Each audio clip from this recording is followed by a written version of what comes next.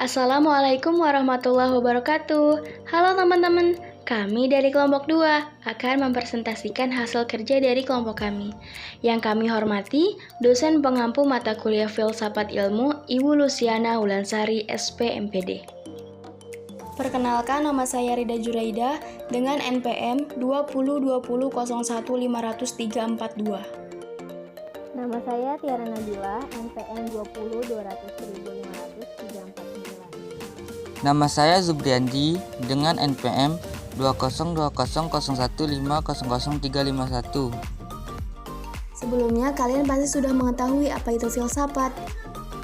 Filsafat membahas segala sesuatu yang ada, bahkan yang mungkin ada, baik bersifat abstrak maupun real, meliputi Tuhan, manusia, dan alam semesta. Sehingga, untuk memahami masalah filsafat sangatlah sulit tanpa adanya pemetaan, dan mungkin kita hanya bisa menguasai sebagian dari luasnya ruang lingkup filsafat. Di sini, kami akan menjelaskan materi filsafat ilmu mengenai ontologi, epistemologi, dan aksiologi. Yang pertama, ada ontologi. Sebelumnya, kalian tahu nggak sih apa itu ontologi? Ontologi itu merupakan salah satu kajian ilmu yang paling kuno berasal dari Yunani. Menurut bahasa, ontologi itu berasal dari kata ontos yang artinya ada dan logos yang artinya ilmu. Jadi, ontologi adalah ilmu tentang yang ada. Sedangkan menurut istilah, ontologi adalah ilmu yang membahas tentang hakikat yang ada yang merupakan hakikat kenyataan dan realitas, baik yang berbentuk jasmani maupun rohani. Pendekatan dalam hakikat kenyataan atau realistis dibagi menjadi dua pendekatan. Yang pertama, ada kuantitatif, yaitu dengan mempertanyakan apakah kenyataan itu tunggal atau jamak. Selanjutnya ada kualitatif, yaitu dengan mempertanyakan apakah kenyataan tersebut memiliki kualitas tertentu. Objek yang ditelaah dalam ilmu pengetahuan ada dua macam.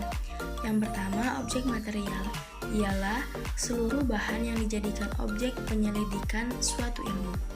Kemudian, objek formal, sebagai penentuan titik pandang terhadap objek material. Secara sederhana, ontologi bisa dirumuskan sebagai ilmu yang mempelajari realitas atau kenyataan konkret secara kritis. Beberapa aliran dalam bidang ontologi yakni monisme, dualisme, materialisme, idealisme, dan agnostisisme. Yang pertama ada monoisme, aliran yang mempercayai bahwa hakikat dari segala sesuatu yang ada adalah satu saja, baik yang ada itu berupa materi maupun rohani yang menjadi sumber dominan dari yang lainnya. Monoisme merupakan salah satu di antara lapangan penyelidikan filsafat yang paling kuno. Pertama kali diperkenalkan oleh filosofi Yunani bernama Thales atas perenungannya terhadap air yang terdapat di mana-mana.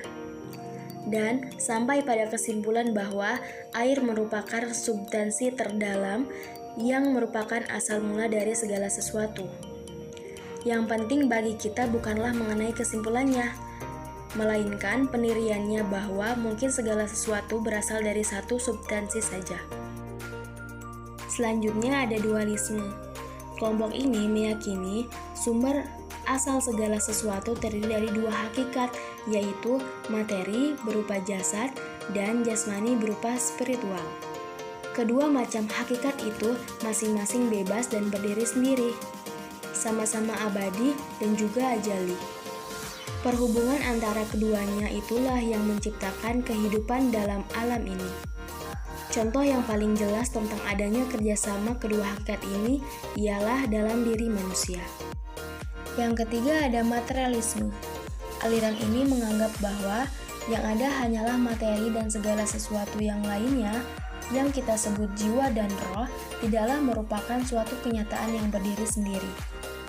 Menurut paham materialisme, bahwa jiwa atau roh itu hanyalah merupakan proses gerakan kebendaan dengan salah satu cara tertentu. Selanjutnya, idealisme. Aliran yang menganggap bahwa hakikat kenyataan yang beraneka warna semuanya itu berasal dari roh atau sejenisnya. Intinya, sesuatu yang tidak berbentuk dan yang tidak menempati ruang.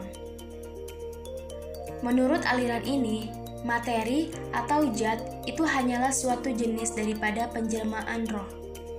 Alasan terpenting dari aliran ini adalah manusia menganggap roh lebih berharga, lebih tinggi nilainya daripada materi bagi kehidupan manusia. Roh dianggap sebagai hakikat yang sebenarnya, sehingga materi hanyalah badannya, bayangan, atau penjelmaan saja. Kemudian, agnostisisme adalah paham yang mengingkari bahwa manusia mampu mengetahui hakikat yang ada baik yang berupa materi ataupun rohani. Aliran ini juga menolak pengetahuan manusia tentang hal yang transenden. Ontologi ini pantas dipelajari oleh orang yang ingin memahami secara menyeluruh tentang dunia dan berguna bagi studi ilmu empiris, misalnya antropologi, sosiologi, ilmu kedokteran, ilmu budaya, fisika, ilmu teknik, dan sebagainya. Implementasi ontologi dalam bidang pendidikan. Ontologi dari sebuah pendidikan yaitu hakikat yang harus ada dalam pendidikan sebagai identitas dan bisa mengubah baik perilaku, kognitif, dan psikomotor sebagai sebuah perubahan yang real untuk membina peserta didik memahami dunia nyata. Tetapi, sekolah berkewajiban membina peserta didik tentang kebenaran yang berpangkal pada realita itu. Kewajiban sekolah juga untuk membina kesabaran tentang kebenaran yang berpangkal pada realitas.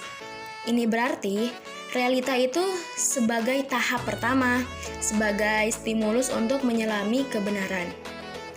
Peserta didik secara sistematis wajib dibina potensi berpikir kritis untuk mengerti kebenaran. Dengan pembinaan dan bimbingan, diharapkan peserta didik mampu mengerti perubahan-perubahan di dalam lingkungan hidupnya, baik tentang adat istiadat, tata sosial dan pola masyarakat, maupun tentang nilai-nilai dan moral hukum. Slide selanjutnya kita akan membahas mengenai epistemologi. Epistemologi berasal dari bahasa Yunani, yaitu epistem, yang berarti pengetahuan, dan logos yang berarti ilmu. Jadi, menurut arti katanya, epistemologi ialah ilmu yang membahas masalah-masalah pengetahuan. Di dalam Webster New International Dictionary, epistemologi didefinisikan sebagai teori atau ilmu pengetahuan tentang metode dan dasar-dasar pengetahuan, khususnya yang berhubungan dengan batas-batas pengetahuan dan validitas atau sah berlakunya pengetahuan itu. Dan dapat disimpulkan bahwa epistemologi adalah bagian dari filsafat yang membicarakan tentang terjadinya pengetahuan, sumber pengetahuan, asal mula pengetahuan, batas-batas, sifat, metode, dan kesohihan pengetahuan. Jadi, objek material dari epistemologi adalah pengetahuan dan objek formalnya adalah hakikat pengetahuan itu. Kemudian, implementasi epistemologi dalam bidang pendidikan. Proses pelaksanaan pendidikan tidak terlepas dari bagaimana pendidikan itu dirancang, dilaksanakan, ataupun dievaluasi. Dalam epistemologi dikenal sebuah cara untuk mendapatkan sebuah ilmu.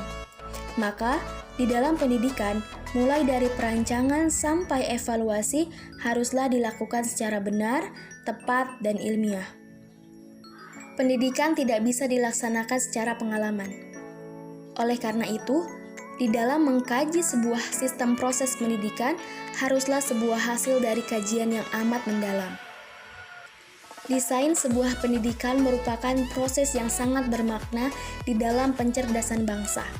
Patokan atau pedoman yang akan dilaksanakan merupakan sebuah mekanisme bagi para pelaksana, baik di tingkat pusat sampai pada guru yang sebagai ujung tombak pendidikan. Analisis data, pengujian data harus selalu dilakukan agar menciptakan sebuah pengembangan, metode, ataupun sistem pembelajaran. Hasil dari pengembangan tersebut tentulah memiliki implikasi dan dampak yang sangat luas. Apabila semua tindakan epistemologi ini dilakukan dari tingkat pusat sampai guru, maka proses pendidikan ini tidak akan mengalami bias yang sangat terlihat. Selanjutnya, aksiologi. Aksiologi menurut bahasa berasal dari bahasa Yunani, aksios yang berarti bermanfaat, dan logos berarti ilmu pengetahuan atau ajaran. Secara istilah, aksiologi adalah ilmu pengetahuan yang menyelidiki hakikat nilai yang ditinjau dari sudut kefilsafatan. Sejalan dengan itu, aksiologi adalah studi tentang hakikat tertinggi, realitas, dan arti dari nilai-nilai kebaikan, keindahan, dan kebenaran. Dengan demikian, aksiologi adalah studi tentang hakikat tertinggi dari nilai-nilai etika dan estetika. Aksiologi menurut para ahli. Menurut Surya Sumatri, beliau mengatakan bahwa aksiologi adalah teori nilai yang berkaitan dengan kegunaan dari pengetahuan yang diperoleh. Menurut Kamus Besar Bahasa Indonesia, aksiologi adalah kegunaan ilmu pengetahuan bagi kehidupan manusia, kajian tentang nilai-nilai khususnya etika. Kemudian, menurut Branel, aksiologi dibagi menjadi 3 bagian, yaitu yang pertama, moral conduct, yaitu tindakan moral. Bidang ini melahirkan disiplin khususnya, yaitu etika. Yang kedua ada aesthetic expression, yaitu ekspresi keindahan. Bidang ini melahirkan suatu keindahan. Kemudian ada social political life, yaitu kehidupan sosial politik yang akan melahirkan filsafat sosial politik. Dari definisi aksiologi sebelumnya, terlihat dengan jelas bahwa permasalahan utama adalah mengenai nilai. Teori tentang nilai yang dalam filsafat itu mengacu pada permasalahan etika dan estetika. Etika menilai perbuatan manusia, maka lebih tepatnya kalau dikatakan bahwa objek formal etika adalah norma-norma kesusilaan manusia, dan dapat dikatakan pula bahwa etika mempelajari tingkah laku manusia ditinjau dari segi baik dan tidak baik di dalam suatu kondisi yang normatif, yaitu suatu kondisi yang melibatkan norma-norma. Sedangkan estetika berkaitan dengan nilai tentang pengalaman, keindahan yang dimiliki oleh manusia terhadap lingkungan dan fenomena di sekelilingnya. Dapat disimpulkan bahwa aksiologi adalah bagian dari filsafat yang menaruh perhatian tentang baik dan buruk, benar dan salah, serta tentang cara dan tujuan. Aksiologi mencoba merumuskan suatu teori yang konsisten untuk perilaku etis. Implementasi aksiologi dalam bidang pendidikan. Keterlibatan aksiologi dalam pendidikan adalah bagaimana caranya menguji dan mengintegrasikan nilai tersebut, di mana ada nilai kebaikan, keindahan, dan kebenaran dalam kehidupan manusia, dan membinakannya dalam kepribadian peserta didik. Memang, untuk menjelaskan apakah yang baik itu benar, buruk, dan jahat bukanlah sesuatu yang mudah. Apalagi, baik, benar, indah, dan buruk dalam arti mendalam dimaksudkan untuk membina kepribadian ideal, dan sudah jelas merupakan tugas utama pendidikan. Pendidikan harus memberikan pemahaman atau pengertian baik, benar, bagus, buruk, dan sejenisnya kepada peserta didik secara komprehensif dalam arti dilihat dari segi etika, estetika, dan nilai sosial. Selanjutnya, kegunaan aksiologi dalam ilmu pendidikan. Yang pertama ada aksiologi ilmu pendidikan sebagai nilai kegunaan teoritis. Kegunaannya bagi ilmu dan teknologi. Hasil ilmu pendidikan adalah konsep-konsep ilmiah tentang aspek dan dimensi pendidikan sebagai salah satu gejala kehidupan manusia.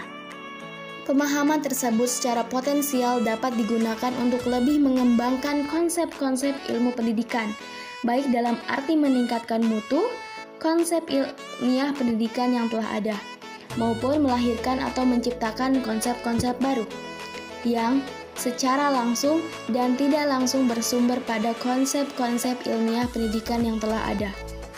Konsep ilmiah yang dihasilkan oleh ilmu pendidikan secara potensial dapat mengundang berkembangnya kritik pendidikan, baik yang datang dari kalangan para pengamat pendidikan pada umumnya maupun yang datang dari kalangan yang profesional pendidikan. Kemudian, aksiologi ilmu pendidikan sebagai nilai kegunaan praktis. Kegunaannya bagi praktek pendidikan. Pemahaman tenaga kependidikan secara komprehensif dan sistematis turut serta dalam menumbuhkan rasa kepercayaan diri dalam melakukan tugas-tugas profesionalnya. Hal ini terjadi karena konsep-konsep ilmiah pendidikan menerapkan prinsip-prinsip bagaimana orang melakukan pendidikan. Kemudian, kegunaannya bagi seni pendidikan. Di samping memberikan kemungkinan berkembangnya teknologi pendidikan, penerapan konsep-konsep ilmiah tentang pendidikan dalam praktik dapat pula memberikan peluang pada berkembangnya seni pendidikan. Sebuah kegiatan pendidikan dikatakan sebuah seni pendidikan apabila kegiatan tersebut tidak saja mencapai hasil yang diharapkan, tetapi proses pelaksanaannya dapat memberikan keasyikan dan kesenangan bagi para peserta didik maupun pendidiknya. Dalam kegiatan sebagai seni, berlangsungnya suatu proses hubungan sosial yang melibatkan emosi yang cukup mendalam dan nilai-nilai kemanusiaan. Mungkin hanya itu saja yang dapat kami presentasikan pada kesempatan kali ini. Kurang lebihnya mohon dimaafkan. Kami ucapkan terima kasih. Wassalamualaikum warahmatullahi wabarakatuh.